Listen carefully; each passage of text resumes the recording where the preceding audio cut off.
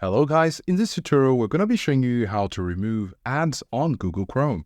We're going to go to the top right corner where we have the three vertical dots, and then we're going to go over to settings. Now under settings we're going to click on privacy, which can be found in the left sidebar, and here in the main screen you're going to go over to add privacy. Under add privacy there are three options. We can click on each of them. So we're going to start with the first one, and you can see the first one is toggled on. So you can see topics are based on your recent browsing history. So it's toggled on. So you could turn it off if you want. The next step to do it is to go over to site suggested ads.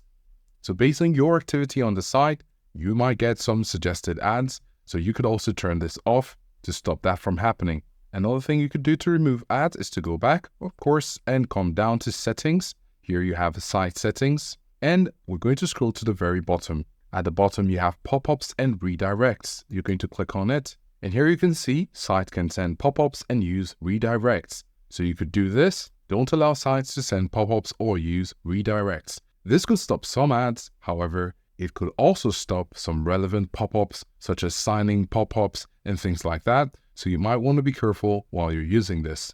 And another option to do this is to go over to the extensions and look for an ad blocker. So we're going to go over here where we have extensions, and you can see we have ad block here. So if you want to have this, what you can do is to go over to the top right corner where you have the three vertical dots, click on it and go over to extensions. Here you can see manage extensions and visit Chrome Web Store. When we click on it, it's going to take us to the Chrome Web Store where we can download an ad blocker. So we could go ahead and search for ad blocker, and you can see the first one is installed. So you can click on it and you will have the option to add to Chrome. Here we have remove from Chrome because we have it already, and you can see the features here, the rating, and more details about this ad blocker can be found here. Of course, if this isn't working for you, you can still go back to the options you have below and search for them and try the one that best suits your needs.